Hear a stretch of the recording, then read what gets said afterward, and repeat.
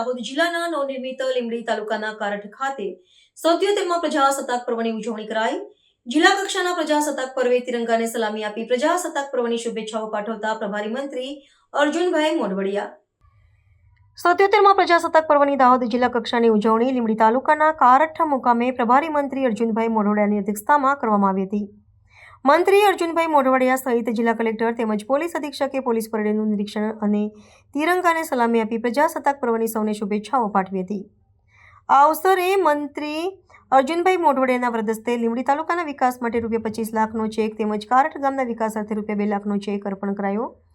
આ દરમિયાન લીંબડી તાલુકાના વિકાસ માટે ₹25 લાખનો ચેક અર્પણ કરવામાં આવ્યો હતો। એ સાથે કારઠ ગામના વિકાસાર્થે ₹2 લાખનો ચેક અર્પણ કરવામાં આવ્યો હતો। આ પ્રસંગે મંત્રીશ્રીએ આઝાદીની લડાઈમાં યોગદાન આપનારા સ્વાતંત્ર્ય સેનાનીઓ, ક્રાંતિકારીઓ અને બંધારણના ઘડવૈયા ડોક્ટર બાબાસાહેબ આંબેડકરનું સ્મરણ કરતા જણાવ્યું હતું કે દેશને એકતાના તાંતણે બાંધનાર સરદાર વલ્લભભાઈ પટેલ, શહીદ ભગતસિંહ, સુખદેવ, રાજગુરુ જેવા નામી અનામી વીરલાઓએ રાષ્ટ્રની આઝાદી, સાર્વભૌમત્વ અને રાષ્ટ્ર નિર્માણનો પાયો નાખ્યો હતો। પ્રજાસત્તાક પર્વે દેશના નાગરિકોને રાષ્ટ્રના વિકાસ, એકતા અને સમરસતાના યજ્ઞમાં યોગદાન આપવાનું આહવાન કરતા તેમણે કહ્યું કે વિકાસ અને રાષ્ટ્રવાદના સમન્વય સાથે દેશની વિશ્વ સ્તરે ઉન્નતિ થઈ રહી છે। આદિજાતિ વિસ્તારમાં યોજનાઓના સુવ્યવસ્થિત અમલીકરણ માટે આદિ કર્મયોગી અભિયાન અંતર્ગત અનેક ગામોનો સમાવેશ કરી ગ્રામ્ય કક્ષાએ આદિ સેવા કેન્દ્રોની સ્થાપના કરવામાં આવી છે। આ અવસરે વિવિધ ક્ષેત્રમાં સરાહનીય સેવાઓ આપનાર કર્મયોગીઓની વિશિષ્ટ સેવાઓ બદલ પ્રશસ્તિપત્ર આપી પ્રોત્સાહિત કર્યા હતા। આ વેળાએ પોલીસ બેન્ડની સુરાવલીઓની ધૂન વચ્ચે પોલીસ સહિત અન્ય સુરક્ષા જવાનોની પરેડ સૌએ નિહાળી હતી। શાળા કોલેજોના વિદ્યાર્થીઓની રાષ્ટ્રભક્તિથી તરબોળ સાંસ્કૃતિક નૃત્ય પ્રસ્તુતિઓએ સૌના મન મોહી લીધા હતા। વિવિધ વિભાગોના ટેબ્લોએ આકર્ષણ જમાવ્યું હતું।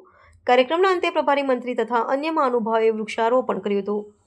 આ પ્રસંગે સાંસદ જસવંતસિંહ ભાભોર, કલેક્ટર યોગેશ નિરગુડે, પોલીસ અધિક્ષક રવિરાજસિંહ જાડેજા, જિલ્લા વિકાસ અધિકારી સ્મિત લોઢા, જિલ્લા પંચાયત પ્રમુખ રણસિંહ ડામોર, નિવાસી અધિક કલેક્ટર JM રાવલ, ગરબાડા ધારાસભ્ય, લીમખેડા ધારાસભ્ય, ઝાલોદ ધારાસભ્ય, પ્રાંત અધિકારી, મામલતદાર, તાલુકા વિકાસ અધિકારી, સરપંચ, જિલ્લા પંચાયત અને તાલુકા પંચાયતના પદાધિકારીઓ, જિલ્લા વહીવટીતંત્રના અધિકારીઓ, નગરજનો, શાળાના વિદ્યાર્થીઓ ઉપસ્થિત રહ્યા હતા।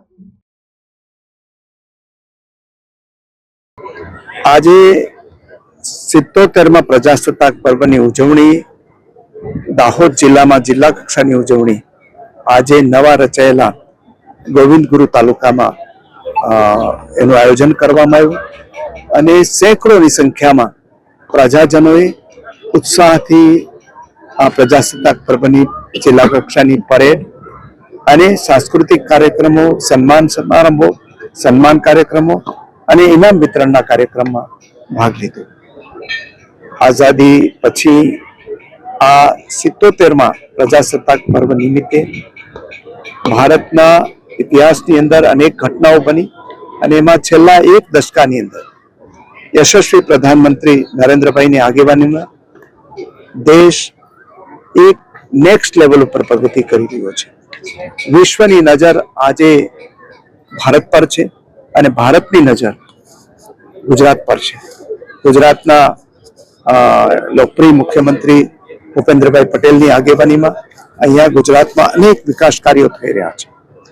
પ્રધાનમંત્રીશ્રીએ જે દાહોદ જિલ્લાની વિકાસનો પાયો નાખ્યો હતો એને કારણે રેલવેની અનેક સુવિધાઓ પ્રાપ્ત થઈ। રેલવેનો મોટો પ્રોજેક્ટ પણ અહીંયા આવ્યો। હવે રેલવે અહીંયા એરપોર્ટ પણ આવી રહ્યું છે। ઇકો ટુરિઝમના અનેક પ્રોજેક્ટો લાવી રહ્યા છે। કૃષિ અને વન વિકાસના અનેક કાર્યક્રમો આવી રહ્યા છે।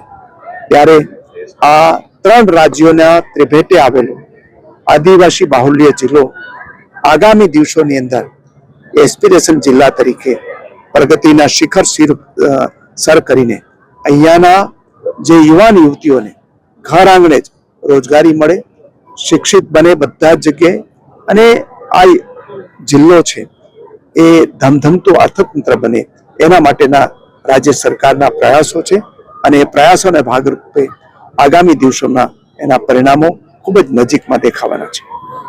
Thank you.